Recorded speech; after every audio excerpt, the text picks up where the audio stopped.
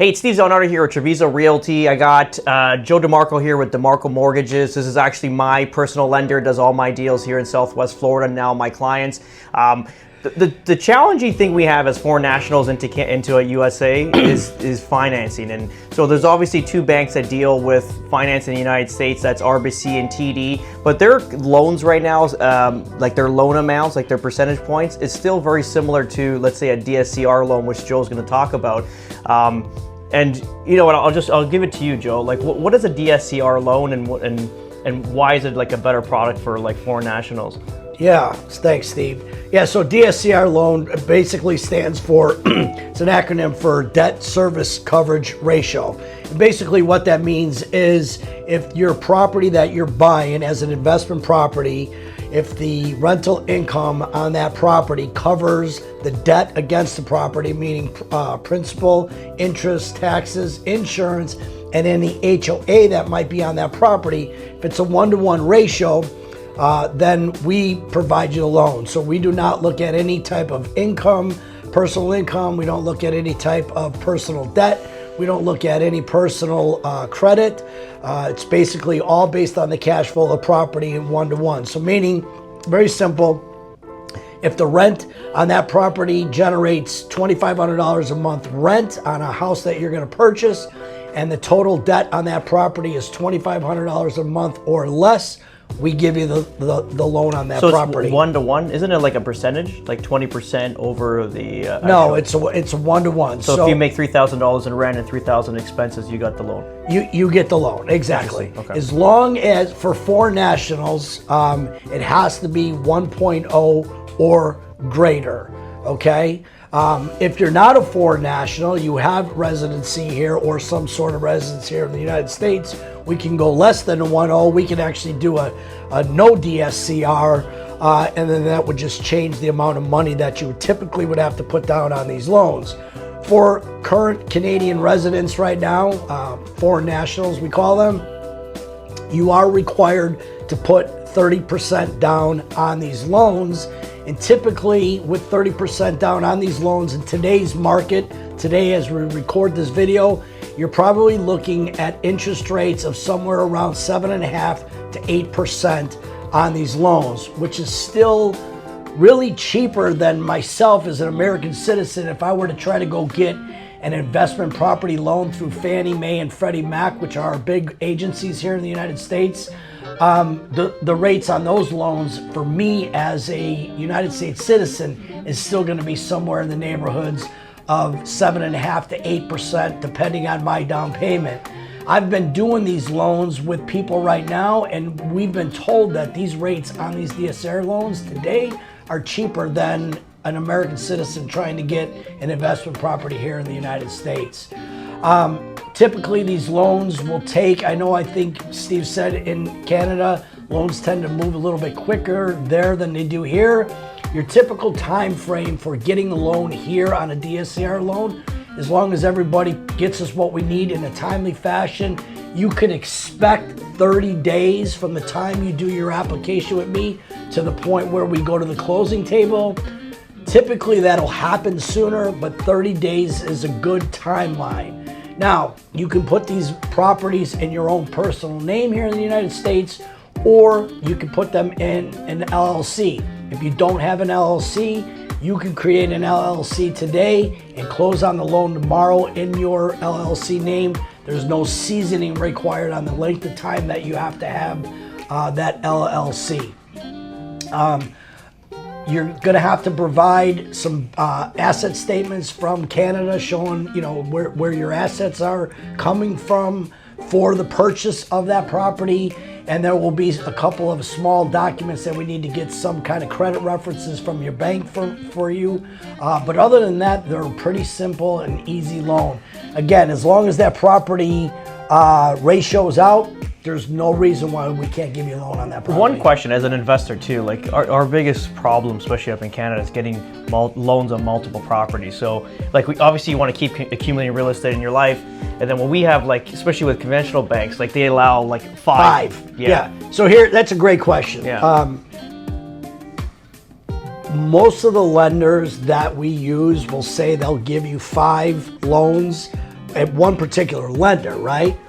But all these lenders, in fact, I was just on a webinar for this particular loan, DSCR, last week, and the lender of that bank said that their guideline says 5, but they've had loans where they've done 10 loans for one particular investor. So it's going to be on a case-by-case basis. But there's still a limit of 5. Is that also your conventional? 10.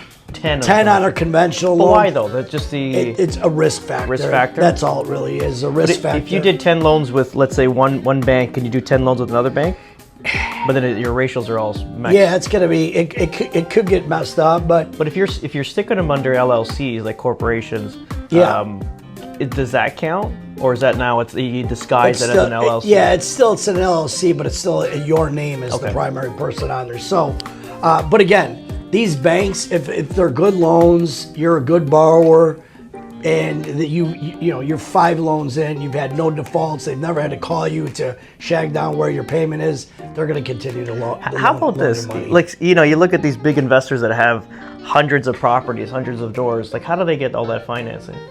A lot of these investors, it's cash, or they have private investors that they go to for a lot of these loans on the streets. Whether, you heard the term hard money lenders, right? It might not be so much a hard money lender, but they have investors just like anybody would go and get an investment. Fair enough, but it's just not the conventional way then? No. Okay. No, the problem with conventional, a couple of years ago, up until I think it was just a couple of years ago, Fannie Mae and Freddie Mac were pretty lenient certainly on second homes, right? So the first property you buy in the United States as a foreign national would be considered your second home, right? But you can only have one second home, right? So anything after that was considered an investment. Second homes, Fannie and Freddie were very lenient on. The rates were very similar to a primary residence. Yeah. Investment properties were always a little bit more riskier, so the pricing on investment properties for rates were always a little bit higher. But up until it was about a little more than a year ago, Fannie and Freddie started treating investment properties and second homes equally the same, and they've actually increased what's called the loan level pricing adjustments for those properties. So meaning the add-ons to the interest rate, they just don't want them anymore. They just find them to be more of a riskier loan for people here in the United States, because here in the United States, somebody's got multiple investment properties, they've got a second home, things get bad, what's the first thing they're going to let go? Those investment properties or that second home before they will their primary residence. So if they're going to do an investment property, they're going to make sure that they, meaning the investors, are going to be in a really good position, and they're going to charge it for that. So interesting. So the DSCR loan is basically picking up after Fannie Mae and Freddie Mac. The DSCR loan is just it's a fantastic and powerful loan for investors. It really is, because in the United States we have to have a certain credit score to qualify for them, but you're not looking at income, you're not looking at your debts, you're basing it on the cash flow of the property. So it's a great product for investors to help build their real estate portfolio. It's the easiest way to get a loan. Yeah, maybe the rate's a little higher than normal, but you have to jump through a lot less hoops to get that loan. Let's talk about like the breakout period and all that stuff. What's the penalties? Because the Canadians are going to ask. Because in Canada, when you break out a mortgage, it's like a severe penalty. You got to pay all the interest up front and this whole thing, prepayment penalties? Yeah, sometimes it can be 15, 20K depending the loan. Like what is like the breakout? So let's just say they get into a DSCR loan at 7.75. Rates are down. Again, I don't know. Do you see 5% at some point at the end of this year? I could wish for 5%. 5.5? Like a conventional loan? Yeah, I mean, I don't know about on DSCR loans if you'll see rates get that low, but as far as the prepayment penalties, so here in the United States, we used to have prepayment penalties on primary residence as well. They were offered. Right now they're illegal here in the United States on primary residence. For these type of loans, DSCR loans, there are prepayment penalties. They're as high as 5%, and they're 5 years, and they're as low as 0 years. Depending on where you want your interest rate is going to be determined by the prepayment penalty. So if you get a $200,000 loan, it would be at 5%, 10K. So there's the prepayment penalties are 5 year all the way down to 0 year. With a 5-year prepayment penalty, you're going to have a better interest rate. With no prepay, your interest rate's going to be a little higher. Either one of them, though, depending on whatever prepayment penalty that you take, it's going to be 5% of the remaining balance is what's going to be if you pay off early with a prepayment penalty. Okay. Now, you know, most investors, as long as that property's already cash flowing, let's say you're at a rate of 7% today, if the rates got down to 5.5% or 6%, depending on what your balance was, it might not make sense to refinance it, you know, or pay that prepayment anyway, because your investor is paying that mortgage payment anyway, right?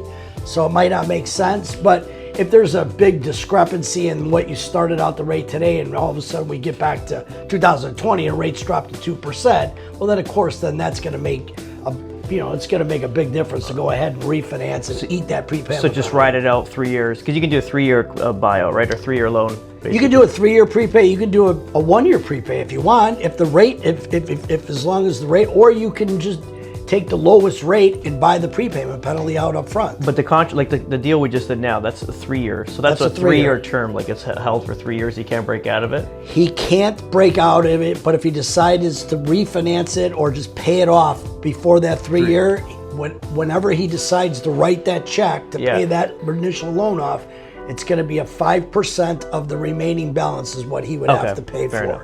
Yeah. Okay. Yeah. I think at the end, like.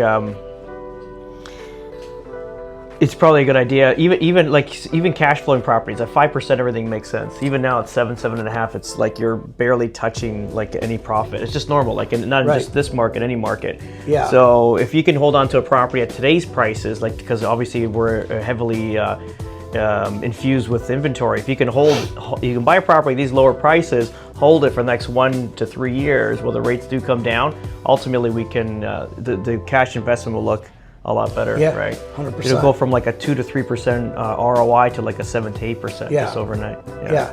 I mean, they're great loans. I mean, Dscr loans are great loans. Or at the end of the day, they're the easiest loans to get done and get approved.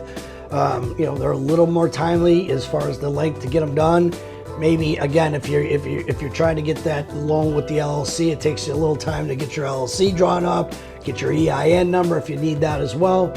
But other than that, they're very simple and easy to do, right? And listen, we all lenders here in the United States offer Dscr loans. But the difference between Dscr loan and conventional loans, we all go to the same place for these loans, the money for these loans. So everybody's terms are going to be very, very similar. Not one lender is going to be much different than the other. Because I remember when we first started talking about these loans, we thought we had a lender that was so much better than everybody else. And come to find out, that wasn't the case. He snipped them at the end. Snipped them at the end, yeah. So the terms are very similar. It's just a matter of who you're comfortable doing business with. Okay. Joe's going to have another video, because I think it's like 14 minutes now. Joe's going to have another video, just more detail on more, if you're like more in specifics. We'll have Joe's information attached to the video. And then that's pretty much it. Yeah, and my contact information is there. So obviously, if anybody ever wants to talk to me, has any questions, you're thinking about buying property here in the United States and you want to talk about the financing end of it, I'm happy to help anybody answer any questions, even if we have no intentions of working together. Well, we hope that we're going to work together. Yeah, but that's what I'm saying. Okay, great. We'll wrap this up and we'll get you in the next one.